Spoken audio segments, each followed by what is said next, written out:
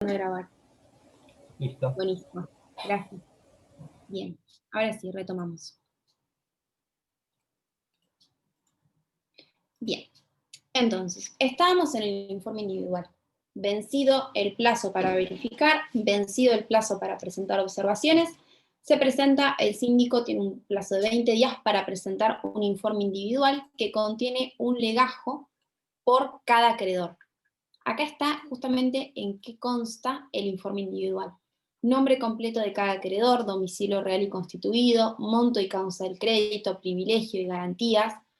Tiene que reseñar toda la información obtenida, todas las observaciones. Y, ¿qué es lo más importante? Tiene que expresar una opinión fundada sobre la procedencia de la verificación del crédito o privilegio, y del privilegio. Entonces, el síndico tiene que decir qué opina él, si ese crédito tiene que ser verificado o no. ¿Dónde se presenta este informe individual? En el juzgado, en el expediente del concurso preventivo. Acompaña todos los legajos, entonces quedan a disposición para su examen por todos los interesados. Bien, entonces, como les decía, ahora viene la resolución judicial, que se llama resolución del 36, que se dice comúnmente, en donde es el juez quien va a dictar la resolución y va a determinar qué créditos se consideran o no verificados. El juez tiene un plazo de 10 días desde la presentación del informe individual para emitir esta resolución. Entonces, hay 3 tipos de resolución que puede dictar el juez. Si el crédito no recibió observaciones y el juez lo considera verificable, lo va a declarar verificado, y si no lo considera verificable, lo va a declarar no verificado. Entonces, si es verificado o no verificado. Ahora bien, si existieron observaciones, existieron alguna impugnación, alguna observación, el crédito se va a declarar admisible o inadmisible, ¿sí? Ahora vamos a ver cuál es la diferencia en los efectos entre un crédito declarado verificado o, o no verificado, o un crédito declarado admisible o inadmisible, ¿sí? ¿Cuál es la importancia de la resolución judicial de créditos? Que estas resoluciones son definitivas a los fines del cómputo de la evaluación de las mayorías del acuerdo, sin perjuicio de, como preguntaban hace un ratito, qué pasa si no me lo verifican y qué alternativas existen, ¿sí? Pero entonces, cuando a ustedes les pregunten cuál es la mayoría para lograr un acuerdo, van a decir correctamente mayoría absoluta que represente 2/3 partes del capital computable dentro de cada categoría. Ahora bien, ¿sobre qué base se computa la mayoría? Sobre los acreedores que verificaron su crédito, que se declararon verificables o admisibles, ¿sí? Esos solos son los que van a poder participar del acuerdo preventivo, votar y cobrar. Profe, perdón la interrupción, cuando dijo dentro de cada categoría, ¿se refiere a las categorías privilegiadas y no privilegiadas? O sea, es como que se hace, ¿a qué se refería? No, dentro del proceso, después de todo esto, y lo van a ver más adelante, pero después de todos estos procesos, va a haber un plazo de exclusividad, o sea, va a haber antes del plazo de exclusividad incluso, el acreedor lo que va a hacer es presentar una propuesta de categorización. O sea, el acreedor mismo es quien va a crear sus categorías entre las que quiere llegar a un acuerdo. Eso, la forma de crear las categorías tiene que responder a una situación objetiva, ¿sí? Pero puede hacer cualquier tipo mientras mantenga parámetros de exclusividad y no haga diferencias entre los acreedores, puede optar por cualquier criterio. Entonces, la forma en que yo hago no las categorías es una estrategia procesal del deudor de qué forma va a obtener mayormente o más fácilmente las conformidades que necesita, ¿sí? Pero eso es la parte siguiente del procedimiento. No los quiero marear. Bien. ¿Qué pasa? Entonces, yo les decía que si un crédito no tuvo observaciones, el juez lo va a declarar verificado o no verificado, y si un crédito tuvo observaciones, lo va a declarar admisible o inadmisible. ¿Cuál es la diferencia en cuanto a los efectos? Esto es una clara pregunta de examen, estudienla y anótense una crucecita en espera. El crédito verificado, la resolución que declara el crédito verificado y el privilegio produce los efectos de la cosa juzgada salvo dolo. O sea, este crédito no es verificable, no es revisable salvo que exista dolo. ¿Por qué decimos salvo que exista dolo? El dolo, como ustedes tienen la definición civil de dolo, es una astucia, una maquinación, un artificio diseñado para engañar. Entonces, si existe dolo, voy a poder impugnarlo porque justamente hubo una situación extraordinaria, un vicio de la voluntad que excedió el parámetro habitual. Entonces, si existe dolo, lo voy a poder revisar. Salvo ese supuesto, el crédito no se puede revisar más. Está verificado y listo. Ahora bien, cuando el crédito se declaró admisible o inadmisible, significa que en el periodo de observación de créditos tuvo alguna observación, alguna impugnación que sea del deudor, sea de alguno de los terceros o acreedores involucrados en el proceso. Entonces, el crédito admisible o inadmisible puede ser revisado a petición del interesado dentro de los 20 días siguientes a la fecha de la resolución de créditos. ¿Sí? Entonces, yo acreedor, si no me verifica mi crédito, me lo declara inadmisible, puedo presentar una impugnación y tengo 20 días para presentarla. También, por supuesto, va a ser cualquier parte interesada, con lo cual si algún acreedor consideraba que el crédito no tenía que ser admisible, va a presentar una impugnación. Vencido ese plazo, tiene los mismos efectos que el anterior. Cosa jugada, salvo dolo. Entonces, ¿cuál es la diferencia entre uno y otro? ¿Qué sucedió en el procedimiento anterior? Si recibieron o no observaciones. Y los efectos son si puedo o no revisarlo, si puedo hacer un incidente de revisión. La invocación de dolo. Entonces, habíamos dicho, puedo revisarlo, si es verificado, no puedo revisarlo salvo dolo. La invocación de dolo tengo un plazo de 90 días de caducidad desde la resolución para interponer la invocación de dolo y querer revisar ese crédito por este motivo. Vencido ese plazo, no se puede revisar más por dolo. ¿Sí? Son todos plazos perentorios que tienen que tener en cuenta. El incidente de verificación, antes que volvemos un poquito para atrás, la revisión se hace por un incidente. Cuando estamos hablando del concurso preventivo, ustedes tienen un expediente principal, esto es muy procesalista, pero tienen un expediente principal, y todas las cuestiones que son relacionadas con el proceso principal, pero que no hacen al mismo curso del proceso principal, tramitan por incidente, es decir, tramitan por una carpeta separada dentro del mismo juicio. ¿Sí? El incidente de revisión tramita por incidente. Bien. Ahora bien, ¿qué sucede si venció el plazo para verificar el crédito y yo, acreedor, no presenté la verificación? Me olvidé, se me pasó el tiempo, me enteré tarde, lo que sea, no presenté el pedido de verificación en término. Lo que puedo hacer es un pedido de verificación tardía que tramita por incidente y ahora vamos a ver cómo funciona. Entonces ustedes tienen dos verificaciones de crédito. Tempestiva, que es la que sucede dentro del plazo previsto en la resolución de apertura, y tardía, que es cuando no se presentó la verificación en ese término. Bien. Bien. Esto es un conjunto de ideas, así que vamos de a poco. ¿Qué tan tardía puede ser la distancia esta de revisión tardía? Más o menos. Sí, son 2 años. Son 2 años. Ah, un montón. 2 años desde la presentación en concurso. Gracias, profe. Bien, de nada. Vamos analizando todos estos puntitos de a uno porque son importantes para cerrar esta idea y este procedimiento de verificación. El acuerdo homologado produce efectos respecto de todos los acreedores quirografarios cuyos créditos se hayan organizado por causa anterior a la presentación, aun cuando no hayan participado del procedimiento. Es decir, que si yo tengo acreedores que no participaron en el procedimiento, que presentaron una verificación de créditos tardía, ese acuerdo se les va a aplicar también a los acreedores que verificaron tardíamente, aun cuando ellos no hayan votado el acuerdo. ¿Sí? El acuerdo produce efectos respecto de todos los acreedores concursales. Todos los acreedores concursales son todos los acreedores de causa o título anterior al concurso. Ahora bien, para que yo pueda cobrar, tengo que verificar mi crédito, sea que lo verifique tempestivamente o tardíamente.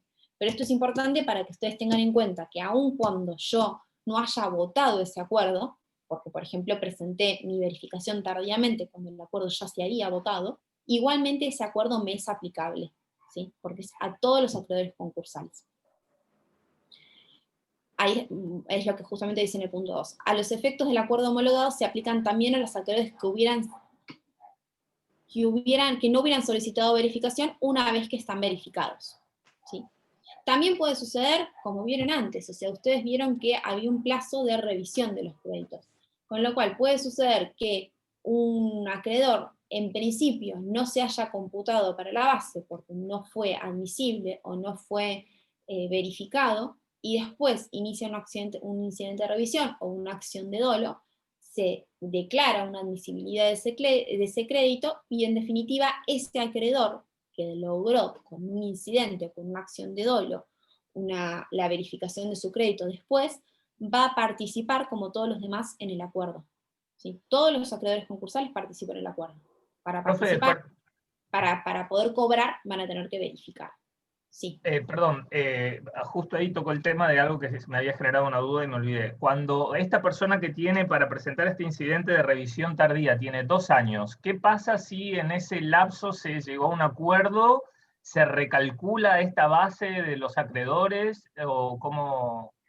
No, va a participar de ese acuerdo. El acuerdo, imagínense que no va a establecer un monto fijo que va a cobrar cada uno. Va a decir, por ejemplo... No, el proporcional, pero sí. Si su acreencia era importante, por ejemplo, para determinar una...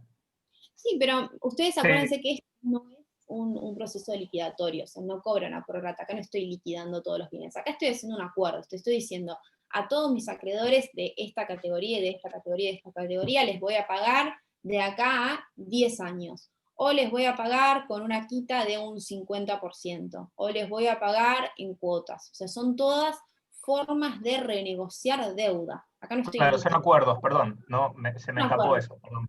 Exacto, entonces hay distintas formas de lograr un acuerdo, distintas propuestas. Yo incluso puedo hacer propuestas alternativas. Te pago ahora un 30% de lo que estoy pagando, o te pago en 10 años. Lo que estoy diciendo, te pago un 30% de tu crédito, te pago 10 años, no son hipotéticos que no suelen pasar. Tengan en cuenta que cuando yo estoy hablando de un proceso concursal, de una quiebra, el porcentaje, las posibilidades de cobro son muy bajas. O sea, en general en las quiebras un 5% de los acreedores cobran. O sea, cuando yo tengo estos procedimientos, significa que el deudor está en una situación tan grave que no pudo hacer frente a sus obligaciones. Si voy a una quiebra, se van a liquidar las monedas y chirolas que hay por ahí y van a cobrar lo que haya, con lo cual es muy poco. Entonces, ¿cuál es el incentivo de acordar? Poder lograr el cobro de mi crédito, aunque sea con menos plata, aunque sea con una espera, con una quita, con menos condiciones, pero poder lograr hacer un acuerdo y que mi deudor siga vivo.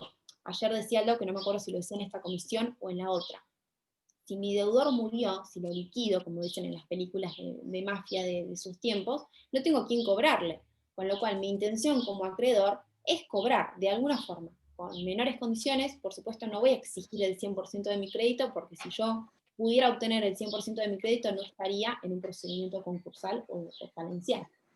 ¿Sí? Entonces todas estas situaciones hipotéticas son situaciones reales en donde tenemos una situación grave del deudor que puede salir con un concurso.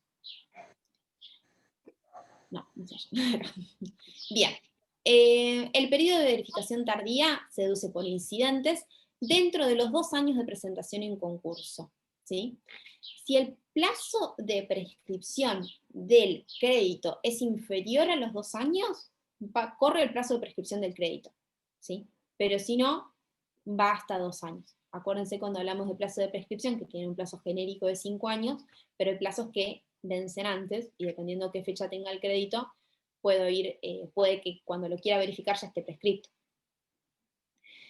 Otra cosa que es importante, en general se dice que la regla general es que el acreedor que verificó tardíamente corre con las costas del proceso. ¿Qué son las costas del proceso?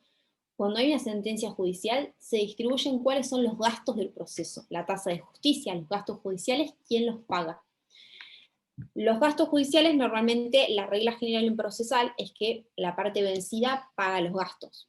Acá, como se considera que el que verificó tardíamente incurrió en un incumplimiento en su obligación de diligentemente verificar su crédito, entonces vamos a tener la regla general de que en general el que verifica tardíamente corre con las costas, es decir, paga las costas. Ahora vamos con la pregunta que hicieron al principio. ¿Qué pasa cuando hay un juicio tramitado en un tribunal distinto del concurso? Como les dije, el principio general es que el concurso preventivo y la quiebra tienen un fuero de atracción. ¿Qué significa un fuero de atracción? Que todas las causas se suspenden y pasan a tramitar en el concurso preventivo. Ahora bien, hay tantas excepciones al principio de fuero de atracción que en principio todas las causas de conocimiento, causas laborales, causas de familia, van a seguir su curso en el tribunal que quiera. Salvo que yo, por supuesto, decida suspender el procedimiento e ir a verificar. Pero si yo quiero acreedor, puedo seguir mi juicio en el juzgado de origen. Cuando se dicte sentencia, cuando haya quedado firme la sentencia, tengo que presentar esa sentencia, que va a ser mi título verificatorio, en el concurso preventivo. Tengo 6 meses desde que haya quedado firme la sentencia para presentar este título, ¿sí? Y ese es el título que me va a servir a los efectos de la verificación. ¿Se me fue de vuelta? Profe, perdón, y de vuelta, ahí, perdón, porque a lo mejor no estoy agarrando la situación. Y si la resolución de este juicio previo recae en un proceso avanzado ya del concurso. Si el acuerdo ya está votado y ya se hizo un acuerdo, en definitiva vas a participar del mismo acuerdo en la categoría que te corresponde. Si estamos hablando, Okay. Exacto. Si estamos hablando de un procedimiento falencial, en definitiva vas a poder verificar cuando tengas esa sentencia y vas a cobrar del remanente. Pero sí, puede suceder. Por supuesto que yo puedo elegir no seguir el procedimiento e ir a verificar. Entonces, si yo tengo, por ejemplo, la situación de que mi juicio va a durar muchísimos años, puedo decir no seguir con el proceso de conocimiento e ir y verificar, ¿sí? Pero, claro, si vos optás por eso, perdés tus derechos, no los derechos, pero la posibilidad de verificar los créditos de los otros, de poder impugnar ciertas instancias, porque vos serías receptor del acuerdo, por derrame, digamos, receptor del acuerdo. Del procedimiento hasta que tengas tu título verificatorio. Tu título verificatorio va a ser la sentencia. Igual, vos, en definitiva, vos cuando tenés un juicio de conocimiento tenés un crédito incierto, porque tu crédito está sujeto a la definición de un juez que te determina si tenés o no razón. Con lo cual, si yo tengo un juicio de conocimiento que está en proceso, en definitiva yo no tengo un crédito. No voy a tener un crédito hasta que tenga una sentencia judicial en favor mío declarando ese crédito. Una vez que yo tenga esa sentencia, que es lo que hace el crédito mío, lo voy a poder verificar en este plazo de 6 meses. Vencidos estos plazos, prescriben las acciones del acreedor, tanto respecto de los otros acreedores del concurso como de terceros vinculados, salvo que el plazo de prescripción sea menor. Eso es lo que les decía con el plazo de verificación tardía.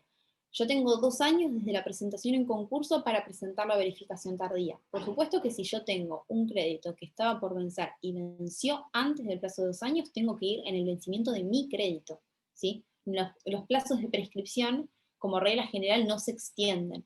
Terminan donde termina el menor, ¿sí? Lo mismo que la regla general que habíamos visto con el nuevo código. O sea, el plazo vence donde venza el plazo menor, sea el plazo de 2 años o el plazo del crédito. Y en el incidente de verificación tardía son parte el acreedor y el deudor, debiendo el síndico emitir un informe una vez terminado el periodo de prueba, ¿sí? Hace un periodo de prueba muy cortito en donde yo voy a presentar la causa de mi título, voy a ofrecer prueba, es un expediente chiquitito, y el síndico va a opinar. Una vez que termine esa verificación, por supuesto el juez va a tener que dictar la resolución declarando admisible o no admisible ese crédito, o verificado o no verificado. Bien, ahora sí voy a dejar de compartir. Profe, no me... Sí. Perdón. Dale. Ahora, profe, cuando estábamos hablando de la resolución del 36, usted dijo que había tres situaciones, o yo registré así. Una era verificado o no verificado, la otra era admisible o no admisible, ¿me faltó una tercera? ¿Puede ser? No, o sea, las posibilidades son que sean verificado, admisible o no admisible, ¿sí? Ah, Son ok. esas tres posibilidades. Ahí está, gracias, ahí está mi error, gracias, profe. De nada. Profe, yo no entendí el tema del dolo en los no verificados o verificados. O sea, Bien. ¿dolo por parte de quién o cómo sería? Bien. Dolo por parte de quién sería, por ejemplo, sería por parte del acreedor. Si un acreedor presenta una verificación de un crédito que sabe que es falso, que está inventando, y que utilizó artificios para engañar, por ejemplo, yo falsifico un documento y presento un documento falsificado, en definitiva, el síndico está emitiendo una opinión y las observaciones están emitiendo sobre una base en donde hay un engaño, en donde hay un artificio, una mentira. Entonces, en los casos en donde tengo esa situación, en donde yo no estoy opinando sobre si me parece o no me parece la procedencia del crédito, sino que yo estoy emitiendo una opinión engañada. El síndico y los demás están sobre una base de una mentira, de una falsificación. Entonces, esa situación de dolo es la que permite que el crédito sea revisado, aun cuando no haya tenido ninguna observación, ¿sí? En el otro caso, si ustedes tienen un crédito que tuvo observaciones y está admisible o no admisible, yo tengo 20 días para revisarlo. Si es verificado, no se revisa, o sea, produce los efectos de la cosa juzgada. Significa que quedan firmes los créditos que se van a computar para el acuerdo, ¿sí? Tengan en cuenta que hay distintos valores jurídicos cuando considero esto. Entonces, a mí me interesa tener firme y certeros cuáles son los acreedores que van a poder participar del acuerdo y cuáles son los acreedores que se declararon verificados. Entonces, si yo voy a permitir hacer una revisión, tiene que haber un motivo fuera de los plazos, tiene que haber un motivo que lo justifique, que tenga valor. En este caso, el dolo, por supuesto que si hubo una situación de un engaño, un artificio, van a haber 90 días para que se pueda impugnar ese crédito.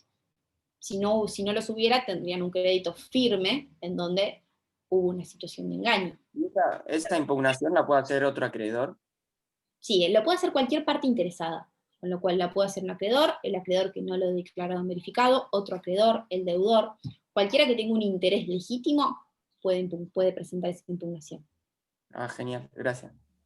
Pero, De nada. digamos, lo que tiene que ver con si hubo engaño o falsificación de documentos, ¿eso es de parte del acreedor en contra de quién? ¿Del síndico?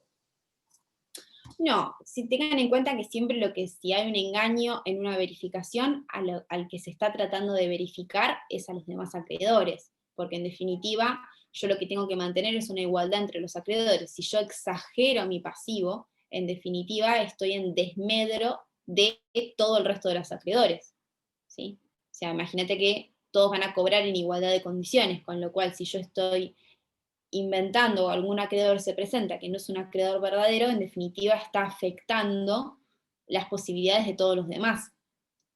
Va a sumar a la votación de un acuerdo cuando no corresponde, va a participar de un acuerdo en un acreedor que no corresponde, con lo cual una verificación dolosa, en definitiva, es en perjuicio de los demás acreedores. También puede ser siempre pasa. deudor, por supuesto, si el deudor se presenta un acreedor que no es cierto y el deudor tiene que pagar un deudor que no es cierto, también es en desmedro del deudor, salvo que hubiese convivencia entre los dos.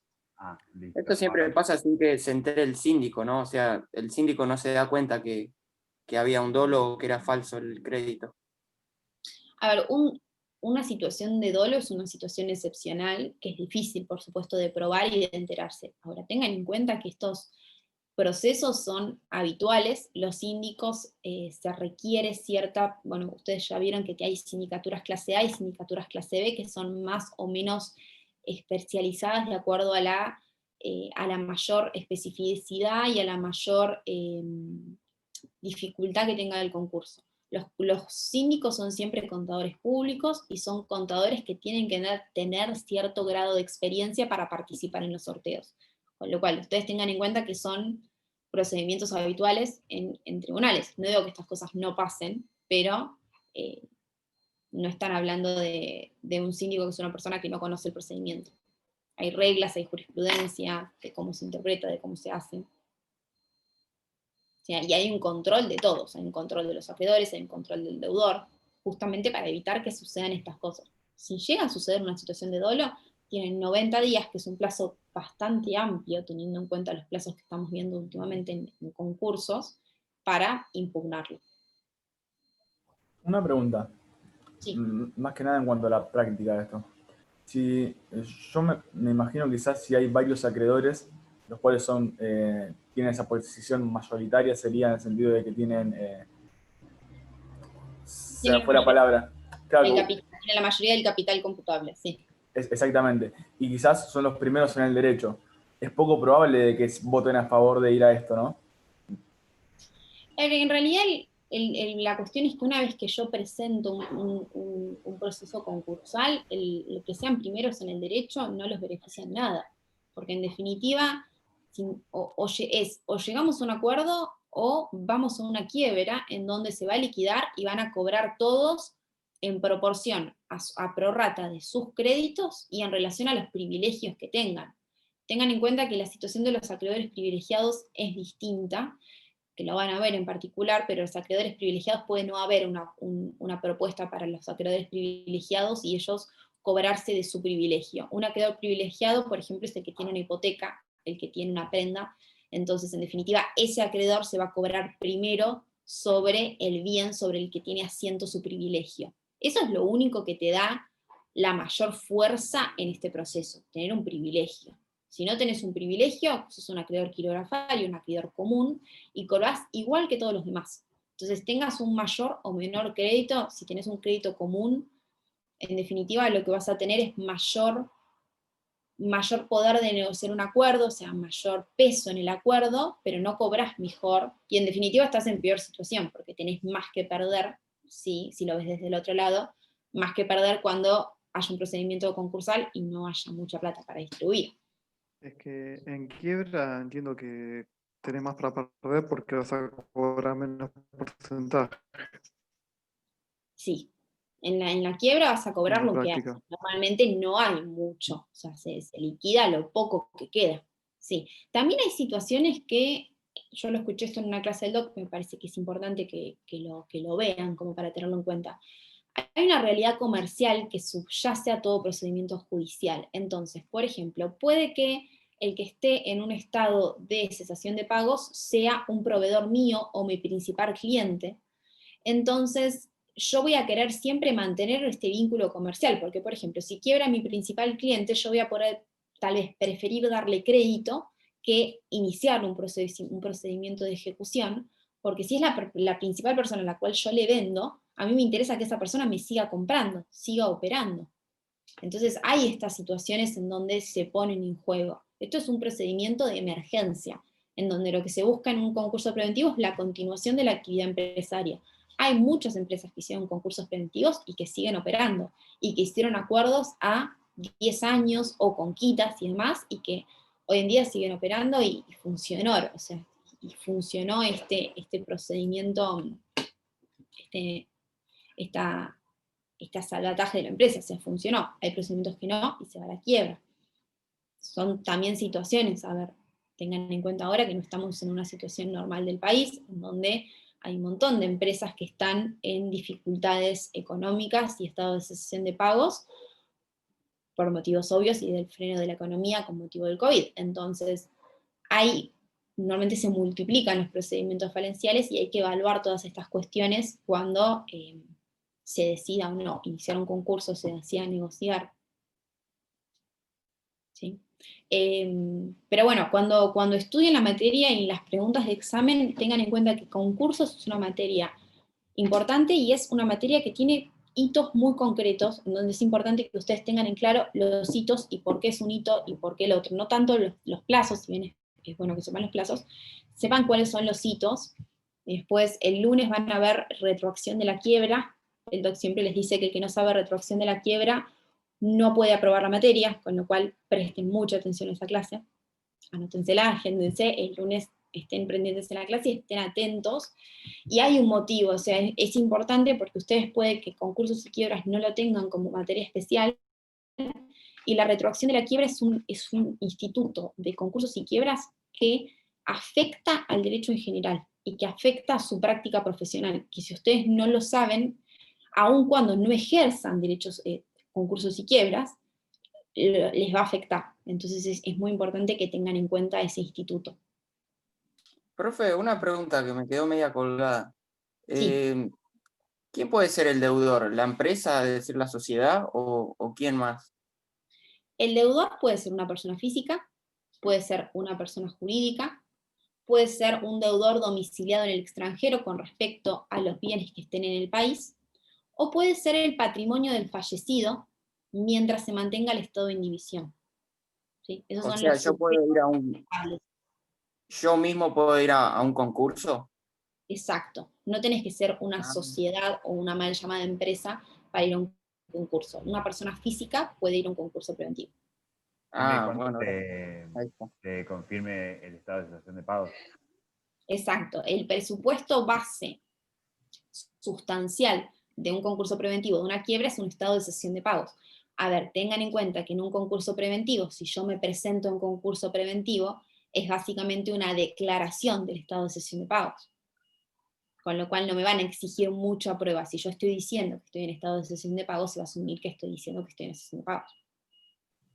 Profe, para- perdón, una consultita rápida, solamente Sí. para que me quede bien claro la diferencia, pero crédito verificado y admisible, o sea, ¿cuál es la diferencia esencial entre estos dos?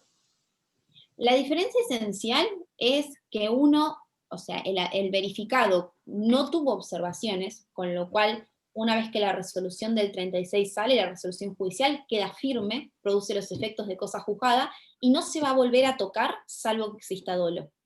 Si yo tengo un crédito admisible, es un crédito que tuvo alguna observación, que pese a la observación el juez lo declaró admisible, pero es un crédito que por 20 días se va a poder revisar con un incidente de revisión. Solamente vencido el plazo de revisión, y siempre que no se haya presentado un incidente de revisión, va a quedar firme. Esa es la diferencia. Ah, perfecto, perfecto, ahora sí, muchas gracias. En ambos casos queda firme, salvo dolo, y el dolo tiene 90 días. Retomando, profe, la consulta de Santiago, creo que fue, o sea, un ciudadano común y corriente que viene pifiándole, o sea, sin poder pagar, no sé, las expensas, los servicios, los impuestos, no sé qué, puede ser pasible de que alguien le pida un concurso o de presentarse y pedir, o sea, y pedir una instancia A ver, de concurso preventivo. nadie Eso puede que pedir. dijo del Sí, consumidor o algo así. nadie puede pedir un concurso preventivo salvo el propio deudor. Lo que puede pedirme un acreedor es la declaración de quiebra, y yo puedo Eso, transformar perdón. la declaración de quiebra en un concurso preventivo. Pero siempre el concurso preventivo es una herramienta a favor del deudor, con lo cual, sea persona física, sea persona jurídica, es una voluntad del deudor iniciar un proceso de concurso preventivo, ¿sí? El acreedor lo que me puede pedir es un pedido de quiebra. Y sí, tanto una persona física que tenga un estado de cesión de pagos como una persona jurídica puede pedir un concurso preventivo. Tengan en cuenta que la operatoria comercial, por más que normalmente se instrumente con sociedades que limitan la responsabilidad y que permiten agrupar distintos socios para realizar una actividad, muchos empresarios tienen una actividad propia común y tienen multiplicidad de acreedores y pueden estar en un estado de cesión de pagos. Y si no logran sobrellevar y negociar privadamente con sus acreedores, pueden optar por hacer un procedimiento concursal para evitar una liquidación. ¿Sí? Sí, sí, por supuesto. Hay concursos y hay quiebras de personas físicas. ¿Quiénes son sujetos concursables? De vuelta, personas físicas, personas jurídicas, deudores domiciliados en el extranjero con relación a los bienes en el país, y el patrimonio del fallecido mientras se mantenga la separación patrimonial. Esos son los que son deudores concursables. Cuando yo presento un concurso preventivo, las causales de rechazo son 4, son muy poquitas: que no haya cumplido los requisitos del artículo 11, que el juez sea incompetente, o que el deudor no sea un sujeto concursable. Y me está faltando uno. Y me está faltando una. No competencia. Y que esté en el periodo de inhibición. Hay un periodo de inhibición que ya lo van a ver, que es cuando yo terminé una quiebra o un concurso preventivo, tengo un periodo sobre el cual no me puedo volver a presentar en concurso preventivo, que se llama periodo de inhibición. Lo van a ver después, pero no quería dejar el cuarto inciso sin eso. Así que bueno, ahí estamos. ¿Alguna otra duda última antes de que me vaya a la otra comisión? Bueno, le subo el PowerPoint, le subo la grabación.